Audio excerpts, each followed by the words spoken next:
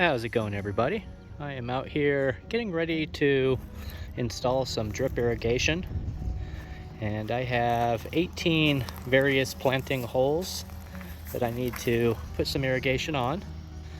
And so I wanted to show you how I go about setting up drip irrigation. I've got a little bit of practice at it. These will be 2 more zones I'm installing for my bamboo sidewalls. And so that'll bring me up to a total of 19 various drip irrigation zones. I have 18 planting sites here. I don't know if I'd mentioned that. I typically like to keep it in between about 10 to 15 per zone, as that gives me the most pressure. But going a little bit above or below isn't going to kill anything. I think I have one zone that has a little over 20, which is that zone right there by my chicken coop. I think I have about 20 trees in that particular zone, but that's pushing it. It really is pushing it. I do notice I have to leave that one run a little bit longer just because it has so many extra. 15 I think is the magic number, but it really depends on the various nozzles or emitters that you use. I have a particular one I like. It's called the Vortex, and it's an adjustable. It goes between 0 to, it's up there, it's like 15 gallons, maybe even a little bit more than that, but it's not the little 1 gallon to 2 gallon per hour emitters. You really do need more than that, in my opinion, for a fruit tree. But I'm here in the heat of the desert, so when I water, I like to water really deep and not frequent. So I like to do, in the heat of the summer, I'll water twice a week, but I water for 4 hours at a time.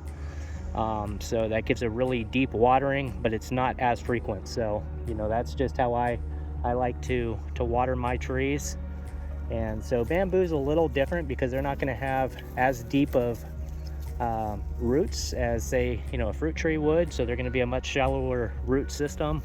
So I may have to just see how it goes and water them a little bit more frequently, maybe not as long, but more frequently. And that's one problem with drip irrigation, is if you have trees or plants that have differing water needs. Like I have some bamboo over yonder that are in with some of my other trees and plants, and so they get a really deep water, but I don't think they necessarily need it, but I think they need water more often. So you just have to kind of keep that into consideration. The good thing with these new planting sites that I've got here is that they'll all be light kind, and so if I want to water less frequently, more frequently but less time, I can do that. So it'll give me a little bit more option, and I've got some latitude on where I turn the water on, like at what time with my other watering schedule. With 17 current zones, it takes me 2 days to water. And so it's one of those things where I put 2 zones on at a time and then, let them go, and then I just work it throughout the day. So it's definitely a process. And so it's just one of those things. So there are a couple zones I don't water for 4 hours, like my oleanders on the edge of the property don't need as much water. So I know which zones need which times, and it's kind of a complex ordeal. But long story short is just know what it is that you're putting on a drip irrigation zone, how much water those plants need. It's best to, if you're just starting out, try to put light kind with light kind. So if something, like fruit trees with fruit trees that need water, if you're doing, say, a pomegranate and a fig, those are more Mediterranean type plants that are drought tolerant. So you'd, best want to put those on rather than, something that needs a lot of water, such as, I don't know, just, a mulberry or something that would like a lot of water if needed. Loquats, will definitely drink if you let them, but they can be pretty drought tolerant too. So it just really depends. I guess it's just all about getting the roots down as deep as possible. Once you do that, then they're all pretty drought tolerant. So that's just my 2 cents, and that's why I water for long periods, just to let the water go down and encourage the roots to go down. And once you do that, then it helps out. So anyways, just my 2 cents on that. I'm gonna go ahead and show you how I go about setting up drip irrigation. I've got some poly tube here. It's a 0.710 tube. I've got some fittings here. This is just a tie. I've got to put more than one tube together. And here is my connection to the faucet. I've got one set up here. So I've got 2 zones on this Orbit 4 nozzle. I've got my hose for the hand watering and then 2 zones. So this one will make my 3rd zone on this particular spigot. And so you can only run, I can only run one of these at one time. So I've really got to figure out which one I'm running. And so it's, you know, there's a pretty complex ordeal running 2 different zones on 2 different spigots at one time. But you know, if you got a smaller yard, it's not as complex as it is here. So I'm gonna start by putting this onto a poly tube and I'm gonna hook it up to the spigot. So hang tight. And I've got it connected, as you see there. It's the one just to the right of the hose at the very left end.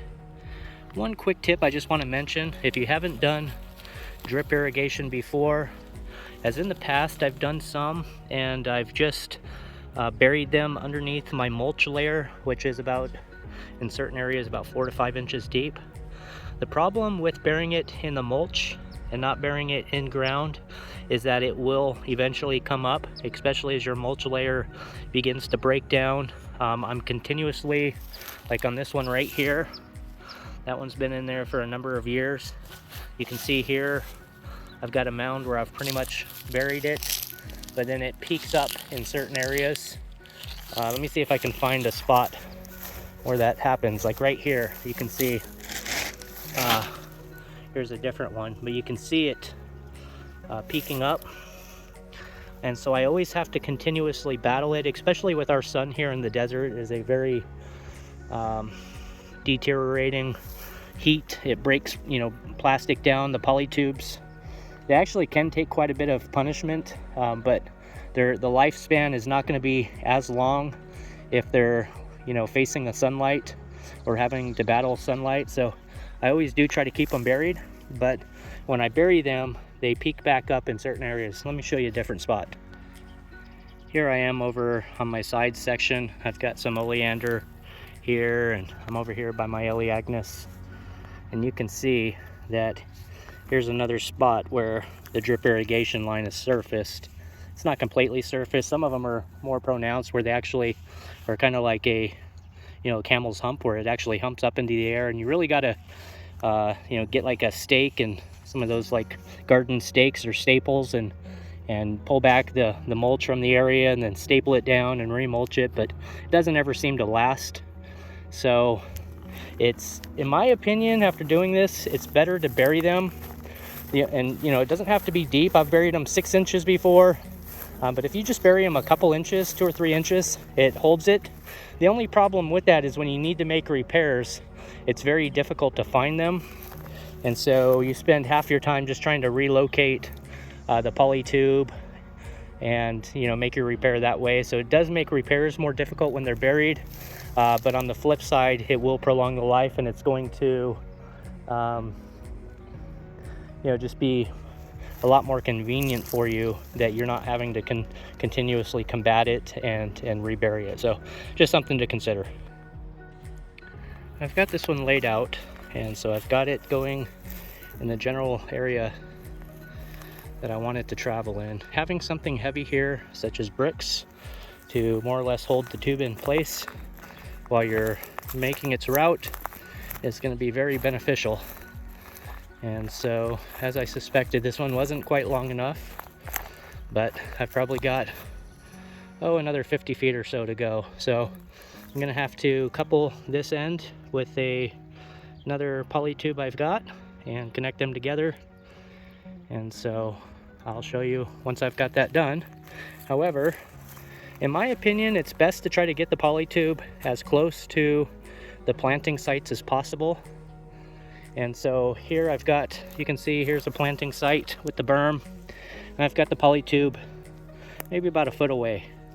And so that's going to save me on the amount of the 1/4 inch tubing that I'll need, as well as it just gives you the most pressure possible. So if you've got your tube, 20 feet away or 10 feet away, and then you're using 1/4 inch tubing, you're going to be using a lot more of the tubing, and your pressure is not going to be as great. So just something to consider. I like to try to keep the tubing going just as close to the planting sites as possible. Well, Father is blessing us with a little moisture, which is always received with much thanksgiving and gratitude here in the desert. So thank you, Father, for your blessings upon this land, for the moisture. We're ever so grateful for any moisture we receive here. In the name of Jesus Christ, I thank you and I praise you. Amen. And I've got it laid out, so it's originating from the spigot, and it's coming all the way down here. I've got bricks every 15, 20 feet.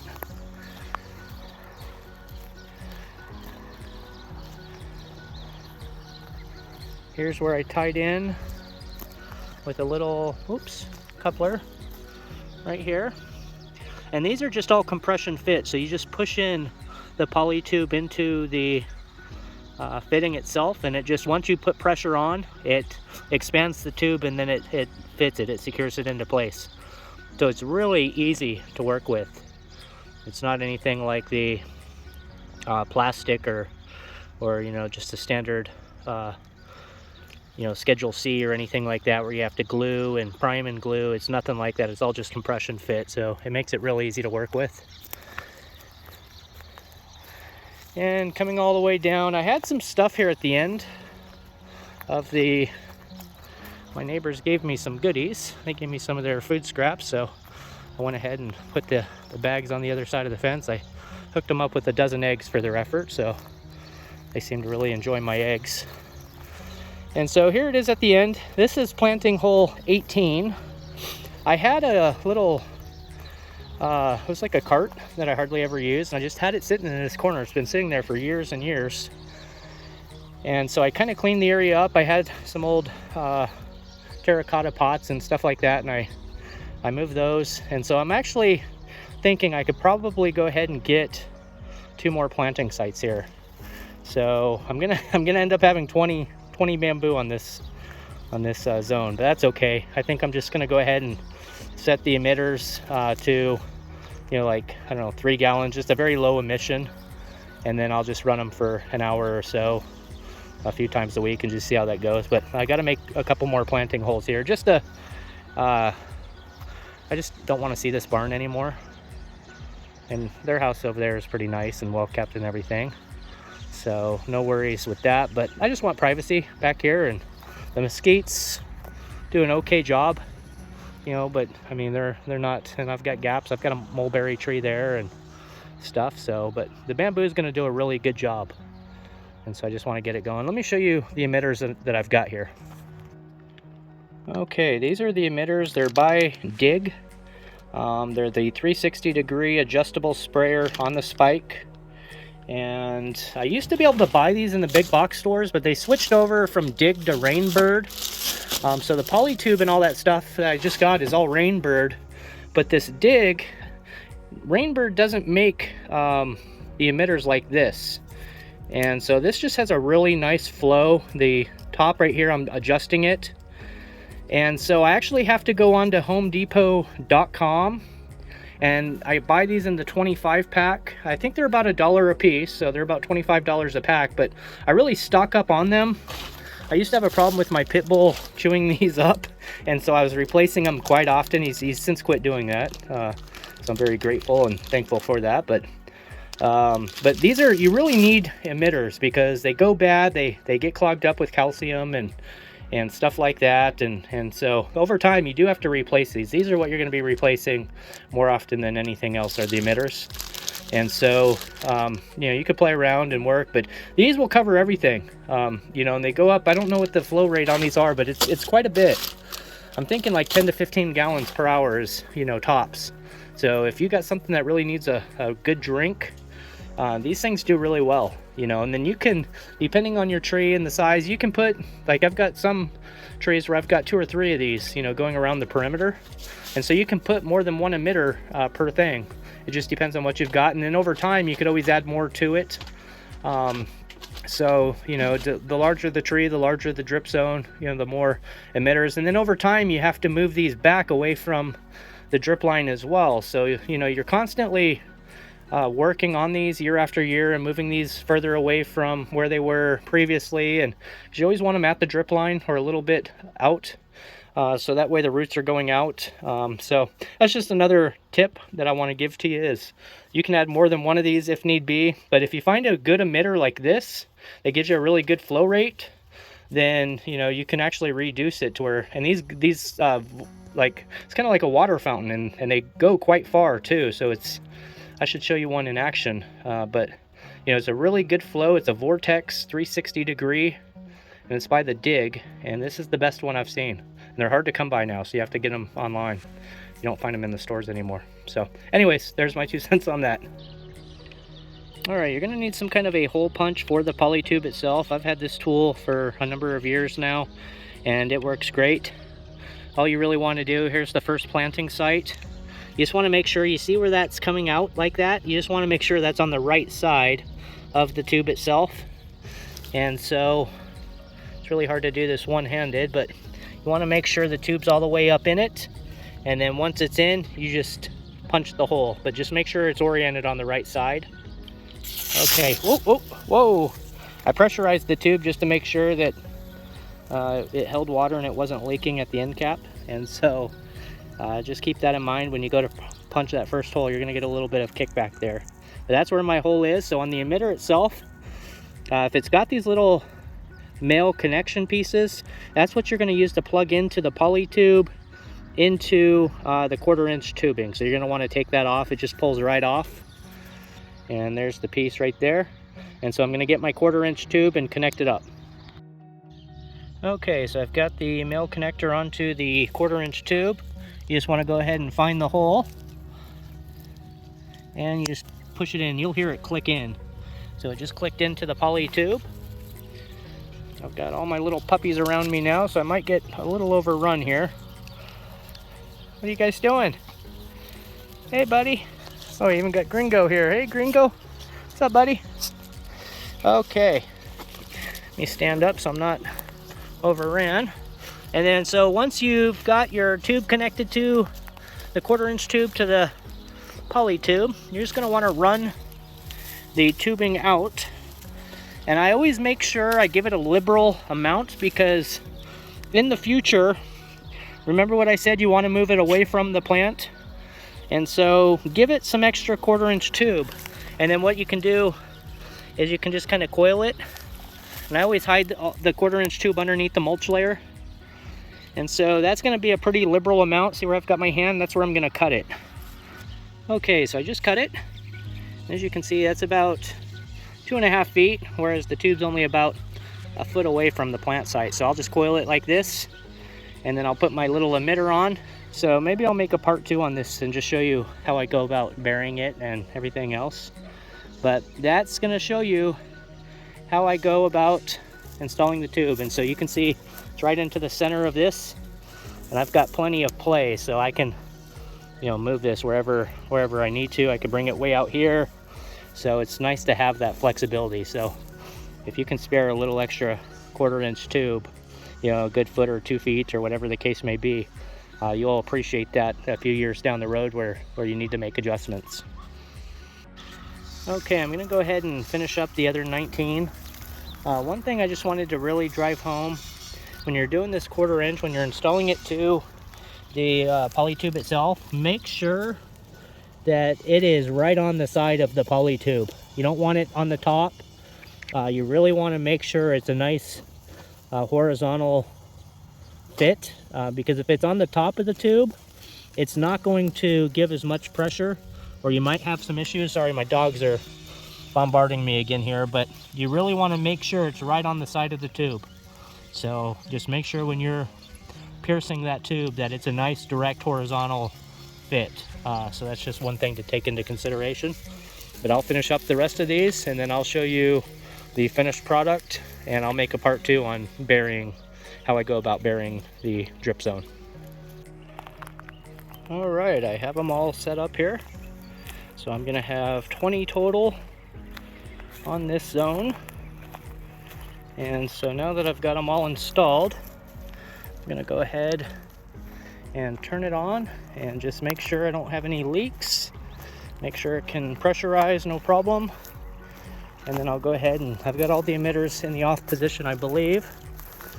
So I'll just double check and just make sure that they're all functional and no problem. So I'll bring you back here in just a moment. Okay, well, it is fully pressurized. I don't have any leaks. I did have a couple emitters that were in the on position, so I've just turned them all off. I like to do that just to fully pressurize the poly tube and just make sure that the end cap that I have at the very end is nice and secure, and that the coupler there at that brick is not leaking. And so now that I've got it here, let me just show you this emitter when it's in the on position. I'll just show you why I like it. If I can get it to, it's a little stiff. I don't know if you can see that, but that's about maybe a quarter of the way. It can go out, 5 or 6 feet, but that's probably a good, 5 gallons per hour right there. And so it's just a really nice horizontal. Let me see if I can get you a better angle there. You can see that. And so it can go out a lot more than that, and that's a lot more pressure or water than what I would use for bamboo. I'll probably use something like maybe that, and that's probably still going to be 3 or 4 gallons an hour right there, maybe even more than that.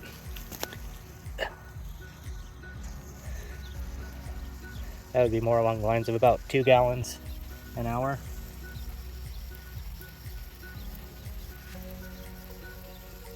That's why I like it. They're adjustable, they work great. That might even be more than 2 gallons an hour. That might be 3 or 4 gallons there. That's about 2 gallons an hour there. So that's what it looks like. So they've just got the nice, it's a vortex bubbler, and it just gives really good coverage. So once these clumps get a little bit larger, I could go ahead and just expand out and make it cover an area of about 5 feet, which is probably what the clumps are going to end up being. And then so, one emitter can cover 1 clump, and then I can just, that would be, at this point here, probably 6 or 7 gallons an hour I could run for a half hour. So that's just gives you a little bit more flexibility. So I'll bring you in for another video once I go about burying it, but as far as getting it all set up here, I've got it all set up. It's in the spot it needs to be in, and so I just need to bury it, and that's the fun part. So have a great day. Thanks for watching. Take care.